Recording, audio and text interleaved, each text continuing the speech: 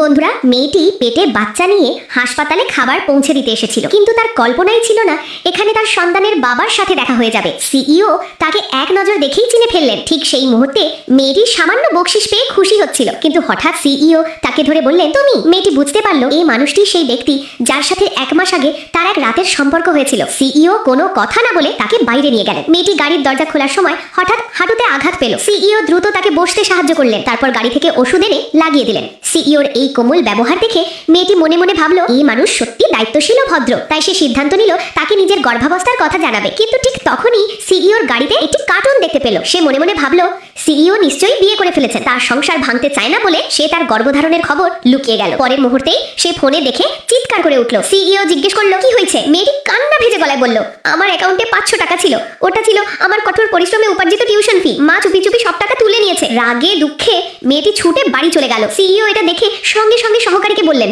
মেয়েটির ব্যাপারে খোঁজ নিতে। বাড়ি গিয়েই মেয়েটি মাকে প্রশ্ন করলো, টাকা কেন তুলেছে? মা বিন্দুমাত্র লজ্জা না পেয়ে বলল, তার ছোট ভাইকে ব্র্যান্ডের জামা জুতো কিনে দিতে। মেয়েটি বলল জিনিসগুলো ফেরত দিতে, কিন্তু মা উল্টো তাকে বকাঝকা করলো এবং মা তাকে বলল 50 বছরের উপরে এক বৃদ্ধ লোককে বিয়ে করতে। মেয়েটি বিয়েতে রাজি না হওয়ায় মা তাকে বাসা থেকে বের করে দিল। ঘর হারা মেয়েটি যখন রাস্তায় দাঁড়িয়ে কাঁদছিল, ঠিক তখনই সিইও এসে গাড়ি থেকে নেমে দাঁড়ালেন। তিনি নিজের কোট মেয়েটির গায়ে জড়িয়ে দিলেন, বাড়িতে নিয়ে গিয়ে তার চুল শুকিয়ে দিলেন। কিন্তু মেয়েটি ভাবছিল, এই লোকে তো হয়তো স্ত্রী সংসার আছে, আমি এখানে থাকলে ওর সমস্যা হবে। তাই সাহস করে বলল সে ভাড়া বাসা নেবে। কিন্তু সিইওর পরের কথায় সে আনন্দে অবাক হয়ে গেল। তিনি মেয়েটিকে চাকরি দেওয়ার প্রস্তাব দিলেন। মাসে 50,000 টাকা বেতন, 24 ঘন্টা প্রস্তুত থাকতে হবে। মেয়েটি রাজি হয়ে গেল। তবে গর্ভের খবর লুকাতে সে সিদ্ধান্ত নিল হাসপাতালে গিয়ে সন্তানটি নষ্ট করে ফেলবে। কিন্তু হাসপাতালে সিইও উপস্থিত।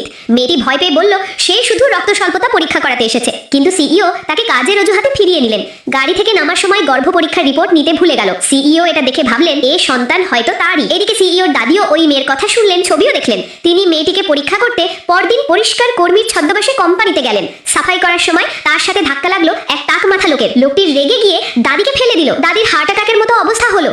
হাত কাঁপায় ওষুধের বোতলটি গড়িয়ে দূরে চলে গেল। এইদিকে ঘৃণায় ভরা এক ষড়যন্ত্রী মেয়ে ওষুধ তুলে দেওয়ার বদলে উল্টো আরো দূরে লাথি মেরে ফেলে দিল। ঠিক তখনই সেই মেয়েটি এসে দাদিকে বাঁচালো। মেয়েটি বলল, আপনি এখানে বসেন, আমার উপরে যেতে হবে। সেই ষড়যন্ত্রী মেয়ে একটি ফুলদানি নিয়ে ঢুকলো, নিজে হচট খেয়ে ফুলদানিটা ভেঙে ফেললো আর দোষ দাদির উপর চাপিয়ে বকাঝকা শুরু করলো। তখন মেয়েটি এসে প্রতিবাদ করলো, ফুলদানিটা ওই মেয়েই ভেঙেছে। ষড়যন্ত্রী মেয়ে বলল, ফুলদানিটা নাকি 5 কোটির পুরনো আমলের চীনামাটি, একজন ইন্টার্ন নাকি এগুলো বুঝবে না। কিন্তু মেয়েটি টুকরোগুলো দেখে বলল, এটা আসল নয়, নকল। 5 কোটি তো দূরের কথা, 50 টাকাও মূল্য নেই। এই কথা শুনে ষড়যন্ত্রী মেয়ে ভয় পেয়ে গেল। সে মেয়েটিকে ধমক দিয়ে তাড়িয়ে দিতে চাইলো এবং দাদির কাছে টাকা দাবি করতে লাগলো। টাক মাথার লোকটিও মিথ্যে সাক্ষী দিল, দাদি নাকি ফুলদানিটা ভেঙেছে। মেয়েটি প্রতিবাদ করে বলল, না, তোমরা মিথ্যে বলছো।